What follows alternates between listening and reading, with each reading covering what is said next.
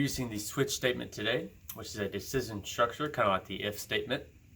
And what the switch statement is it allows us to use a value of a variable or an expression to determine which case or which line or statement to execute. So we're going to get straight into it. I'm going to show you the basic structure of it on line 17.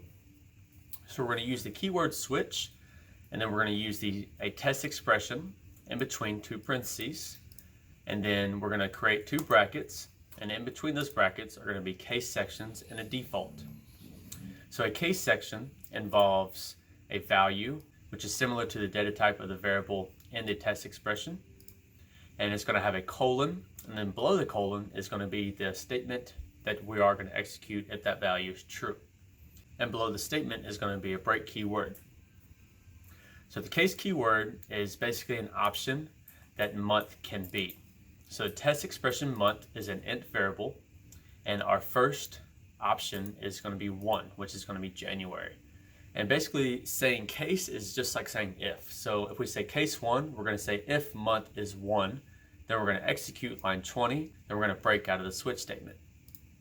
So the value 1, this value right here is always going to be similar to the data type of month. So which is an int, so all these values are going to be ints. If it was a double, then all these values would be double. The tedious colon, you always have to remember that, so that lets the switch statement know that anything below the colon is going to be executed if that value is true. And then the break keyword basically means that if this statement is true, we're going to break after this statement and ignore everything else. If we took the break statement out, then it would go through and it would test if it's 2, it would test if it's 3, and so on.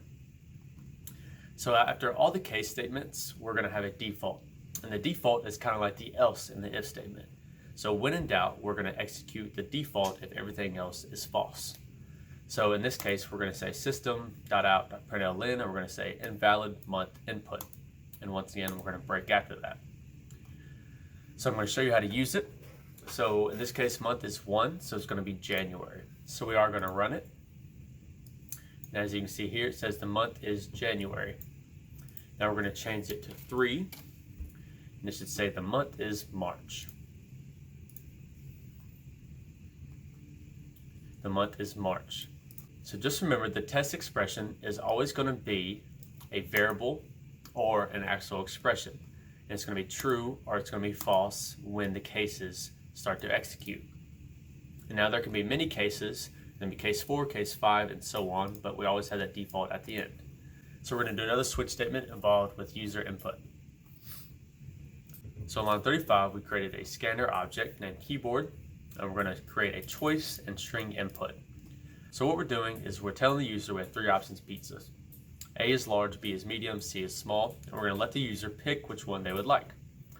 So you can see here that we're going to read in the input, and then whatever they input, we're going to take the first letter of that input, which should be A, B, or C. So here's the switch statement, and the test expression, as you can see, is choice, which is going to be A, B, or C. So you can see here that we have 2 cases, lowercase a and uppercase a, because the user can input both. So this is how you do that if you wanted 2 cases, but you want to execute the same line of code. We just put case A, colon, case A, colon. And then whatever is below the colon, that's what we're going to execute. So if it's A, we're going to tell them this. If it's B, we're going to tell them that. If it's C, we're going to tell them that. And then if they input something other than A, B, or C, we're going to tell them invalid input. So let's run it here. So what would you like? We're going to type capital A. Large piece will be 15. And we're going to do lowercase a, and you can see that's going to do the same thing. And now we're going to do a lowercase b, and it should be 10.